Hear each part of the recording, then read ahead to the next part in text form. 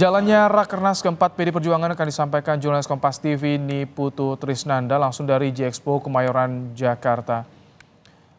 Putu, ada tuan rumah Megawati Soekarno Putri, Jokowi, Ganjar, dan juga nama-nama yang santer disebut sebagai bakal cawapres Ganjar di sana. Apa saja gestur menarik dari para tokoh yang hadir di Rakernas PD Perjuangan, Putu?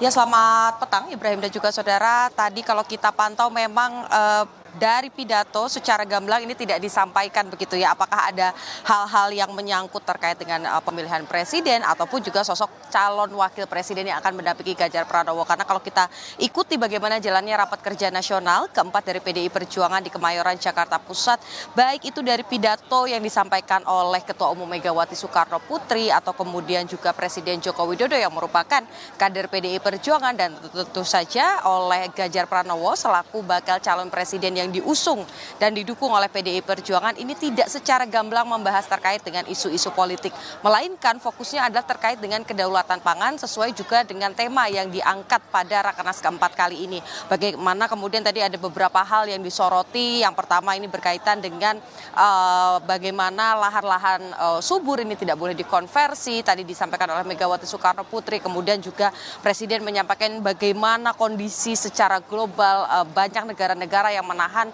untuk mengirimkan sumber-sumber makanan terutama bahan pokok seperti gandum, sehingga ini sesuai juga dengan yang disampaikan oleh Megawati untuk kemudian mempersiapkan Indonesia agar siap untuk memproduksi atau menghasilkan sumber-sumber makanan pengganti seperti pengganti gandum. Jadi tadi kalau mengutip bagaimana pernyataan dari Ganjar Pranowo disampaikan, biarkan yang makan papeda tetap makan papeda, yang makan tiwul tetap makan tiwul. Artinya kita merupakan negara kedaulatan yang terdiri dari berbagai macam suku, bangsa, kemudian juga pulau-pulau, dan ini memiliki banyak kekayaan sumber daya alam termasuk juga pangan yang seharusnya ini bisa mensejahterakan masyarakat. Tetapi yang namanya kalau kita bicara terkait dengan agenda partai, tentu saja bukan hanya dialog secara gamblang yang bisa kita maknai secara secara langsung begitu ya, tetapi juga interaksi-interaksi dari masing-masing orang yang datang pada hari ini juga menjadi menarik. Bagaimana kemudian tadi kita lihat ada deretan dari Kabinet Indonesia Maju dari Presiden Joko Widodo yang hadir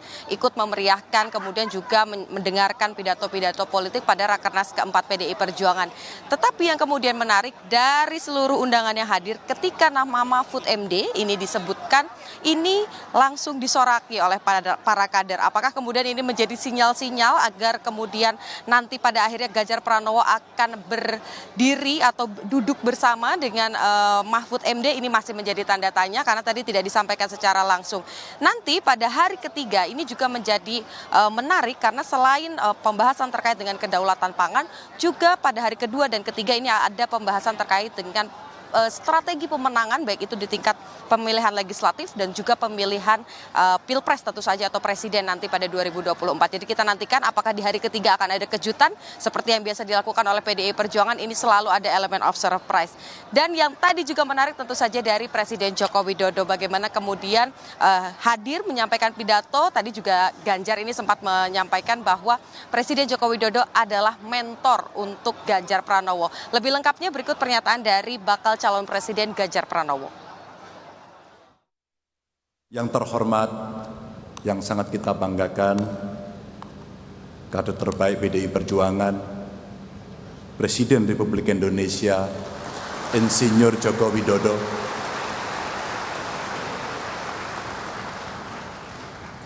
Buat saya pribadi, beliau adalah mentor yang telah